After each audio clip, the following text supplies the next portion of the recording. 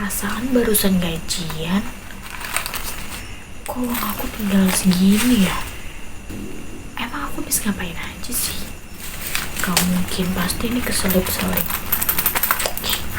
Kemana sih uang ratusan ribunya? Kok gak ada sih? Ya ampun, lupa. Ini kan stok kemarin belanja. Skincare, gamis, jilbab. Ya ampun, pantes aja uang aku habis. Terus aku nabungnya kayak gimana? Masa aku gak nabung bulan ini?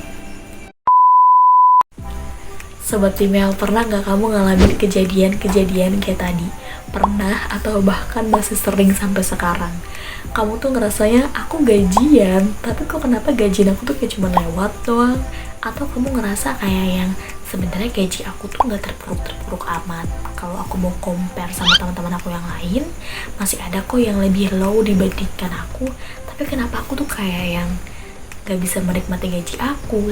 Setiap kali aku pengen beli ini, beli itu, selalu kayak yang serba ditahan-tahan dengan alasan aku kan harus bayar cicilan inilah, cicilan itulah. Padahal kamu itu berhak atas gaji yang kamu dapatkan. So, untuk kalian semua yang ngerasa punya kesulitan dalam mengelola gaji kalian, utamanya para karyawan dan pekerja, kalian bisa tonton video ini sampai habis.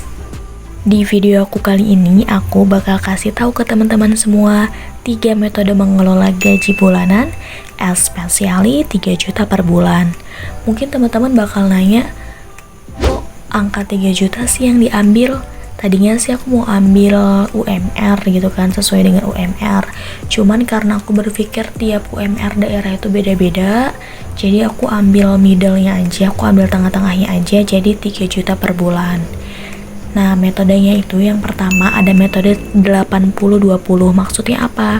Jadi 80% itu kita alokasikan untuk biaya hidup, terus 20% lagi kita alokasikan untuk tabungan dan investasi. Nah, untuk teman-teman semua, metode 80-20 ini cocok banget untuk kalian dengan tipikal orang yang aku gak mau ribet deh, gak mau terlalu bikin perincian yang rinci-rinci banget. Kalian coba terapkan metode ini 80-20, dimana 80% itu untuk biaya hidup. Biaya hidup itu kayak misalkan kalian ngekos, itu untuk biaya kosan, terus transport, untuk makan, itu masuk ke biaya hidup.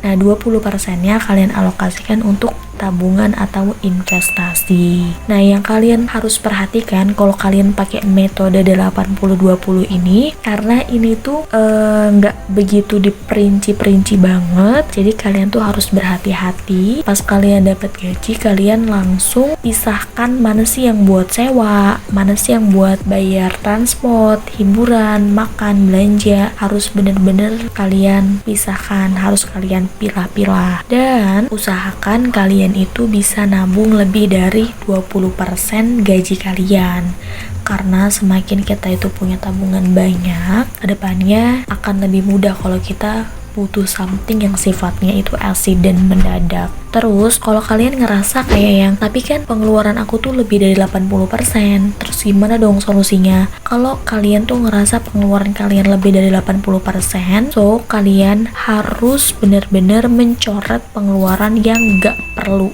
Harus kalian cut agar kalian tuh tetap punya uang untuk saving, begitu. Di metode yang kedua ini ada metode 50-30-20, dimana gaji yang kita dapatkan 50% ini kita alokasikan untuk biaya hidup, 30% untuk hiburan, dan 20% untuk tabungan atau investasi. Nah, untuk teman-teman, metode kedua ini itu cocok banget untuk kalian dengan tipikal orang yang meskipun gaji kalian itu nggak begitu high amat, alias ya standar lah, normalnya orang, kalian tetap bisa menikmati gaji kalian, tetap bisa hidup hedon dengan gaji kalian. Misalkan kalian tetap bisa jalan-jalan, bisa beli skincare, bisa liburan, bisa beli ini itu yang masih sifatnya kekinian, kalian bisa lakukan itu semua. Jadi perincian lengkapnya itu kayak gini teman-teman, 50%-nya untuk biaya hidup, biaya hidup itu kayak misalkan kita ngekos atau kita ngontrak, otomatis kita harus bayar kosan dong. Untuk bayar kosan, untuk transportasi, bolak-balik kerja, untuk makan, belanja, dan pulsa itu masuk ke biaya hidup bobotnya 50% dari gaji kita. Untuk hiburan sendiri bobotnya 30%. Hiburan itu kayak yang jalan-jalan, skincare, liburan, gaya hidup. Misalkan kita pengen beli makanan kekinian, terus barang-barang kekinian, itu masuk di hiburan. Dan jangan lupa kalian juga harus menabung. Menabung ini bobotnya 20%. Kalau kayak misalkan kalian tuh ngerasa kalian biasa aja deh, nggak begitu suka traveling, kalian bisa alihkan uang jalan-jalan kalian itu untuk kayak ikut seminar online kah, ataupun kalian bisa beli buku, bisa kalian investasikan ke ilmu, atau kalian investasikan ke uang, begitu. Metode yang ketiga adalah metode 40, 30, 20, 10, di mana gaji yang kita dapatkan 40%-nya itu dialokasikan untuk biaya hidup, 30% untuk cicilan dan tagihan, 20% untuk tabungan atau investasi, dan 10% untuk sedekah. Nah, untuk metode yang terakhir ini, teman-teman, ini tuh cocok banget untuk kita dengan tipikal orang yang banyak banget pengeluaran, banyak banget tanggungan. Jadi kalian cocok banget pakai metode yang ketiga ini. Nah, 40% itu untuk biaya hidup, kayak misalkan makan, belanja, listrik, pulsa, dan 30% itu untuk cicilan dan tagihan. Cicilan motor misalkan kalian ada, cicilan laptop, ataupun cicilan-cicilan lainnya. 20% jangan lupa kalian tabung atau investasikan, dan 10% ini bisa kalian alokasikan untuk sedekah. Untuk metode ketiga ini, karena kita ini termasuk orang yang banyak pengeluaran, so pas kita dapat gaji, jangan lupa untuk langsung membaginya ke pos-pos yang sudah kita tentukan. Oke teman-teman, itu tadi 3 metode mengelola gaji bulanan karyawan, especially 3 juta per bulan.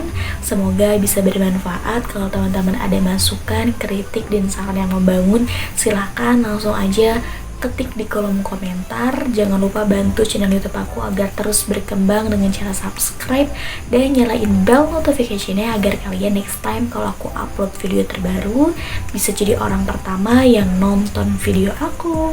See you next time teman-teman, bye bye.